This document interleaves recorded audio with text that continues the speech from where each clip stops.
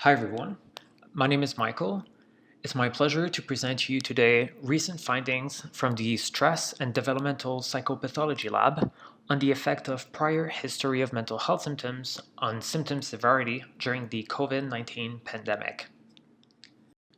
In March 2020, Canadians experienced national lockdowns due to the rising number of cases of the coronavirus.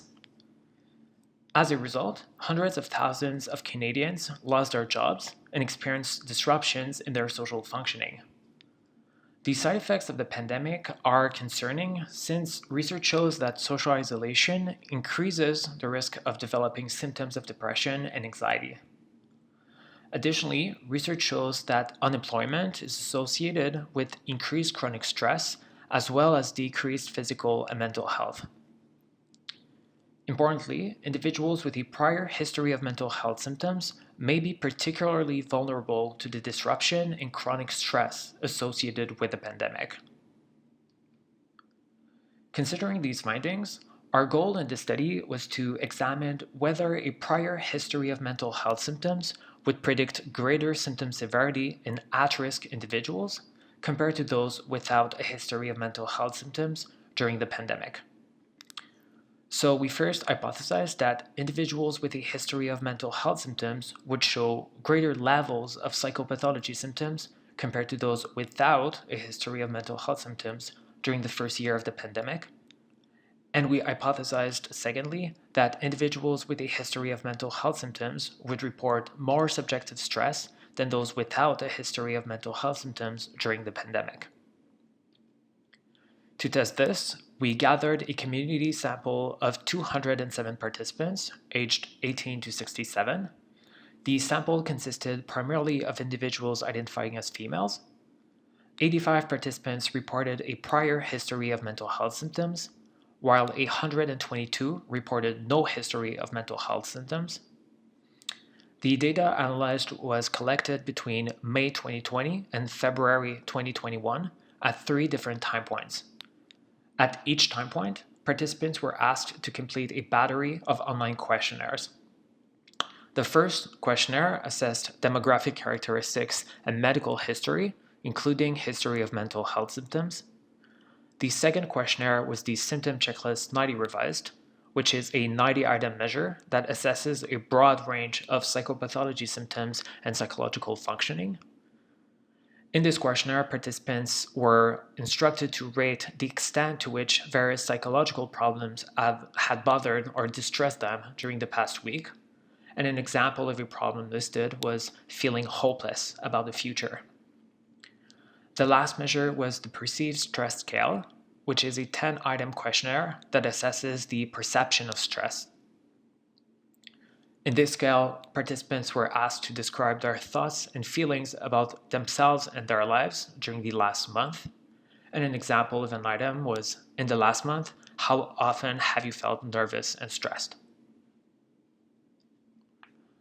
Now, moving on to the results. We first conducted a two-way mixed ANOVA to examine the effect of time and group on the total score on the Symptom Checklist 90. The red line represents individuals with a history of mental health symptoms, while the blue line represents those without a history of mental health symptoms. As we expected, the ANOVA revealed a significant main effect of group. So overall, those with a history of mental health symptoms reported greater levels of psychopathology symptoms compared to those without a history of mental health symptoms during the pandemic. We then conducted a second mixed ANOVA, this time to examine the effect of time and group on the total score on the Perceived Stress Scale. And as we expected, results showed a significant main effect of group on perceived stress. So overall, individuals with a history of mental health symptoms reported significantly more subjective stress during the first year of the pandemic compared to those without a history of mental health symptoms. So, in conclusion, our results supported our hypotheses.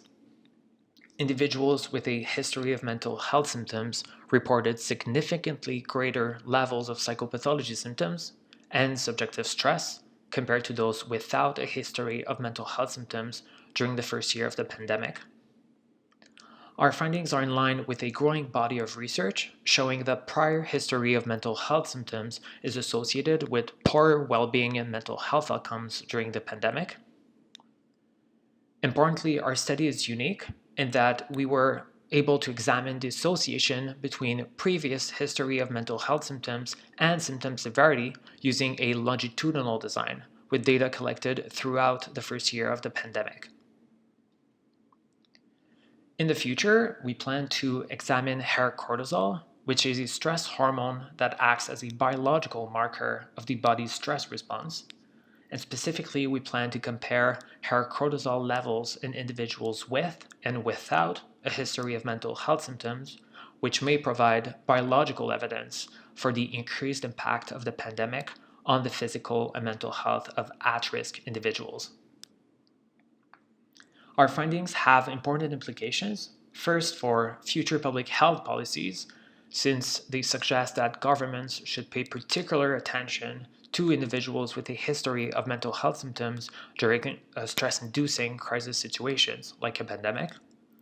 And finally, our findings also have implications for therapeutic options, such as telemedicine, since they suggest that individuals with a history of mental health symptoms may particularly benefit from accessible forms of mental health care as the pandemic continues to negatively impact the well-being of Canadians. Thank you very much for listening.